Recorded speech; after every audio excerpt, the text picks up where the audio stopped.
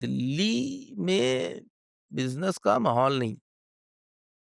हुँ, दिल्ली में वो नहीं कि आपने हमें चीज़ दी, हमने बेची, आपके पैसे लौटाए और ख़त्म। ये नहीं है, ये है नहीं। दिल्ली में अरे ले लियो, हम क्या भागे जा रहे हैं, हम क्या ये क्या। मैंने बॉम्बे में ऐसा नहीं देखा हुँ, और गुजरात में ऐसा नहीं देखा, मैं केरल में ऐसा नहीं देखा, तमिलनाडु में ऐसा नहीं देखा। हुँ। वो लोग आपका पैसा भेज देते थे। हैदराबाद के लोग हैं, मतलब इवन झारसुगुड़ा में बैठा हुआ आदमी भी आपको जो है आपके पैसे दे देगा। हुँ, और दिल्ली या पंजाब में बैठा हुआ पैसा नहीं देगा।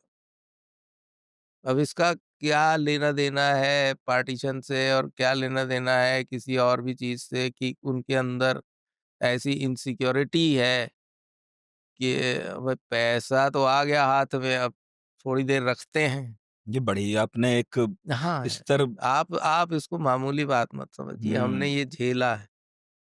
आप ये मानिए कि पार्टीशन को लोग कह देते हैं कि हाँ पार्टीशन, कश्मीरी पंडितों के पलायन को बड़ा हाईलाइट किया जाता है पॉलिटिकल। मैं गलत नहीं कहता हूँ कि हुआ है, हुँ, ठीक है। पर सबसे बड़ा जो पलायन हुआ वो तो यही हुआ ना जो हमारे हिंदुस्तान पाकिस्तान बना।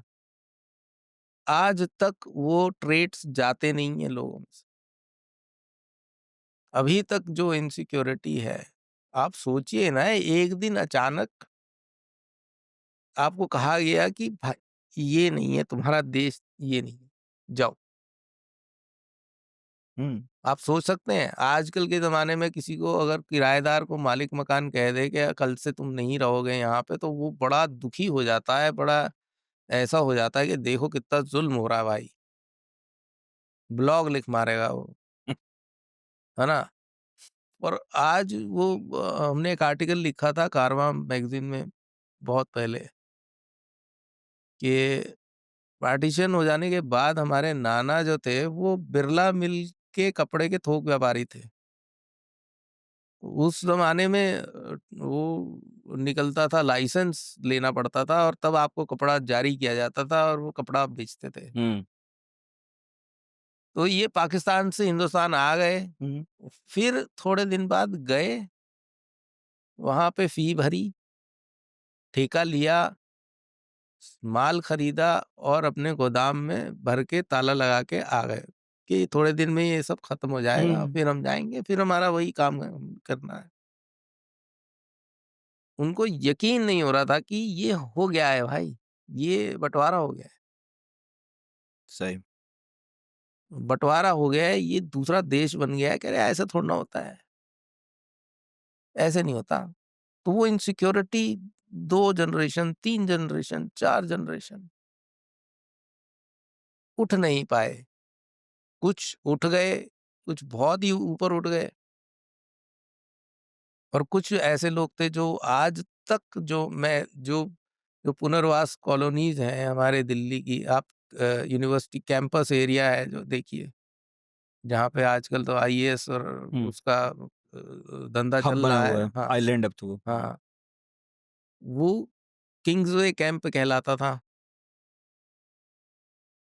आजकल गुरु तेग बहादुर नगर कहलाता है। हुँ, तो वो कॉलोनी हो गई, ये कीर्ति नगर, मोती नगर, ये सारी बेल्ट जो थी ये वो पुनर्वास कॉलोनीज़ थी। हुँ, आप वहाँ से निकले हुए लोगों को देखिए और जो लोग जो हैं साउथ दिल्ली में रहते हैं या उनको देखिए तो आपको डिफरेंस पता लग जाएगा हुँ, कि क्यों है इनकी इनसिक्योरिटी, क्यों है, क्यों ये इस तरह बिहेव करते हैं, क्यों ये इतने लाउड हैं, क्यों ये इतने झगड़ालू हैं। ये इतनी सिंपल बातें नहीं है कि आप किसी को तगमा दे दें कि ये तो बड़े झगड़ालू कौम है भाई, हुँ, झगड़े नहीं तो क्या करें, घर छीन लिया रातों रात।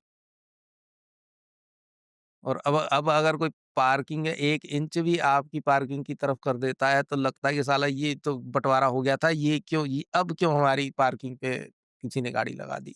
हुँ। ये इतनी साधारण बात नहीं है।